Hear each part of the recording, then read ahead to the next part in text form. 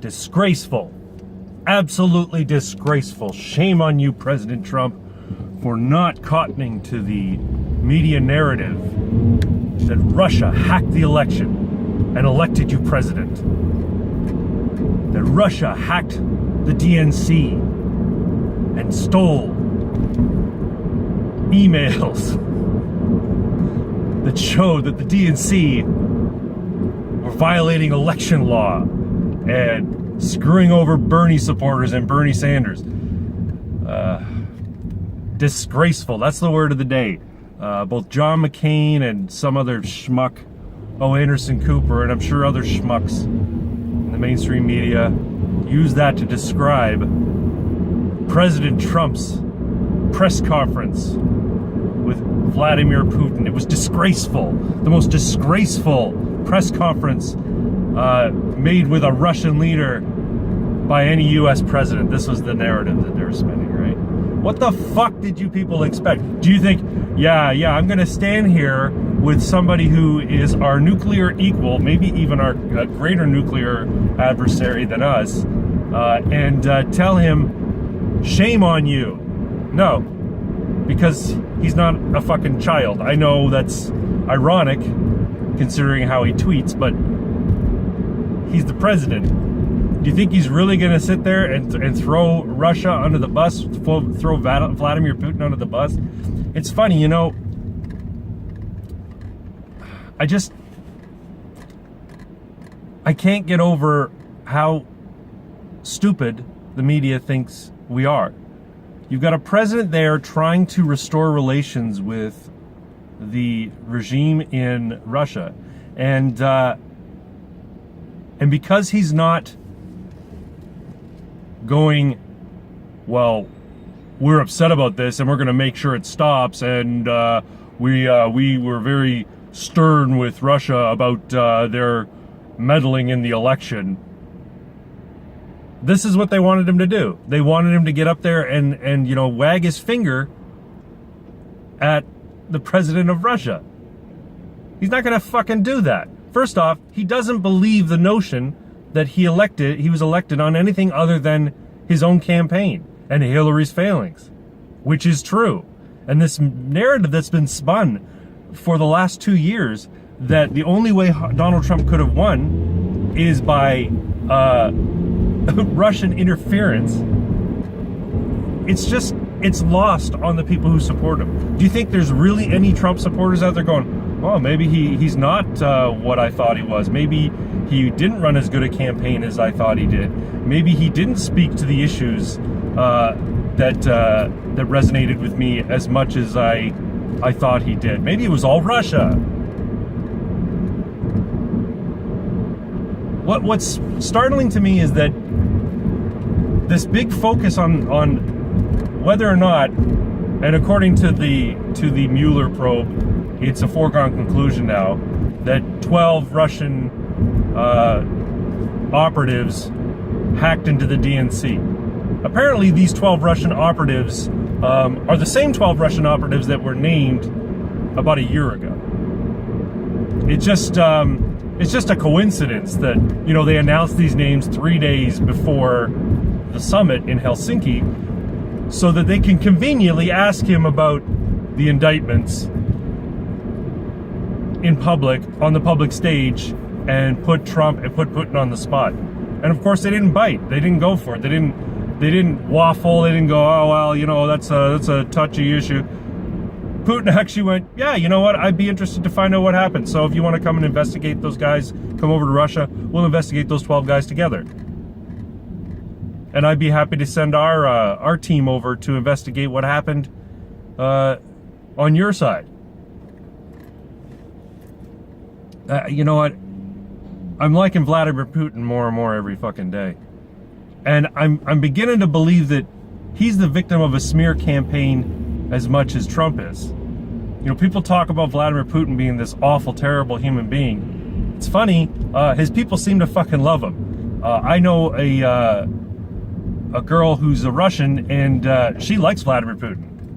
Now, she's also has a soft spot for communism, so, you know, maybe I can Maybe I can convince her otherwise eventually, but her judgment may be in question just because, like I said, she has a soft spot for Congo. Anyway,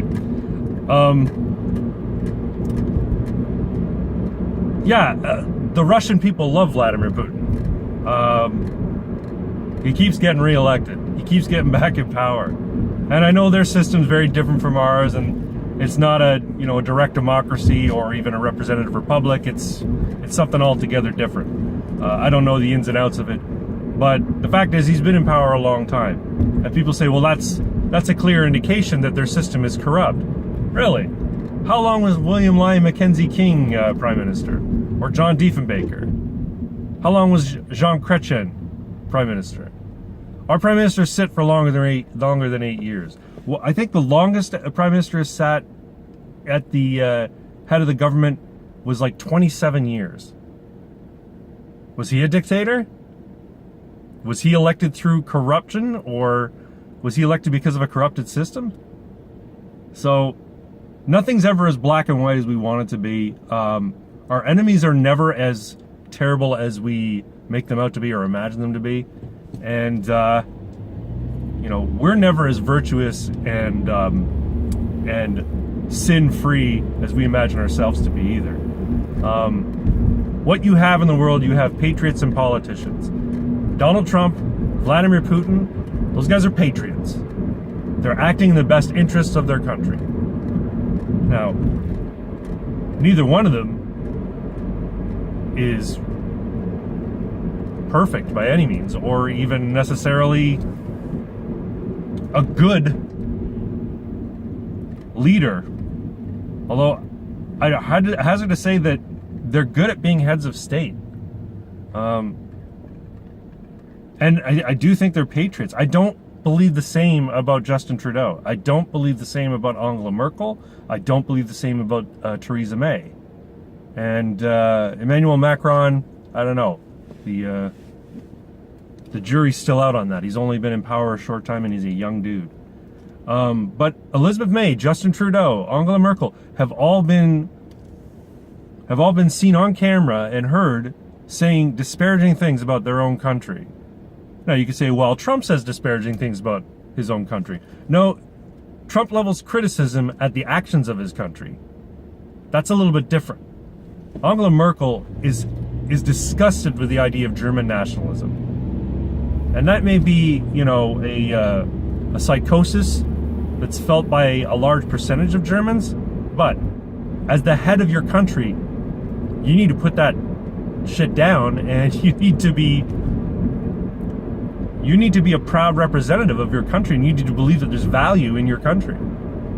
Justin Trudeau has said terrible things about Canada and Canada's culture. He's fixated on identity politics. He's consumed by white guilt. And he has nothing but disdain for people of European ancestry in his own country. And he believes that they need to take a back seat to make way for the new Canadians. This is clear in his rhetoric. And Theresa May. Theresa May is much more beholden to the idea of being a member of a new global order, being part of the elite in a new global order. And this is the thing that really has people feeling that Trump is disgraceful, right? The elites, the media, the deep state. They were banking on this idea of a new world global order and having a global hegemony, right?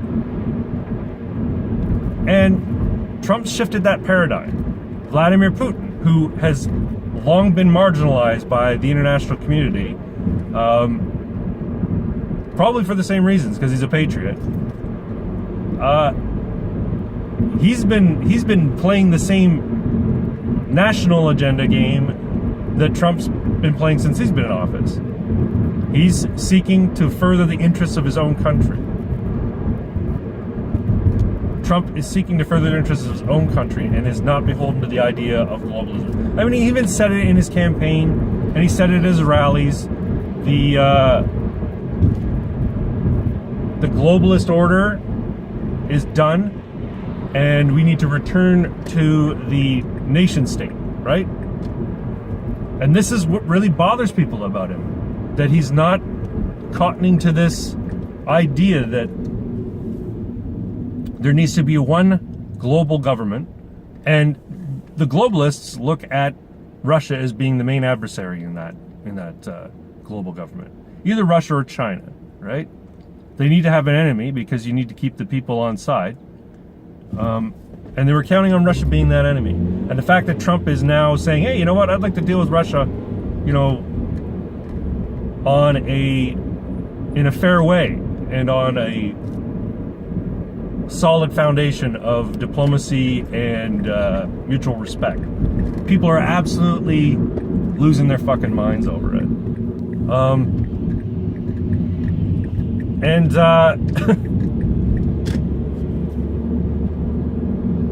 What did he say? I'd rather risk losing politically for peace than risk peace to gain politically, or something along those lines. I can't remember. It was a good little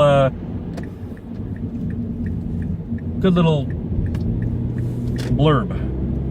But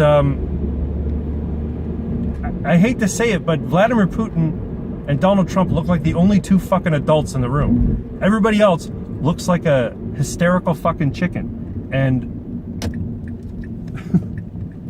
it's getting amusing and saddening at the same fucking time. But anyway, I'm at work now. Thanks for listening. I know it was kind of all over the place, but yeah, I watched the whole thing. So when I hear people talk about what he said as being disgraceful, or how he should be impeached now for treason because he's working with the enemy. Russia, we're not at war with Russia. Russia's not an enemy. Nobody's declared war on them. They're just another nation state. Again, seeking their own interests, just like the United States is. It doesn't fit the narrative that the media want to spin. It doesn't fit the agenda that the deep state wants and that the establishment wants. But that's too fucking bad. Trump is president, and he's going to put forward his own agenda. He's going to put forward his own, what do they call it? World vision or doctrine. The Trump doctrine of foreign policy. Anyway, I'm at work. Thanks again, guys, for watching, and like and subscribe, blah, blah, blah, all that sort of stuff. Thanks a lot. Bye-bye.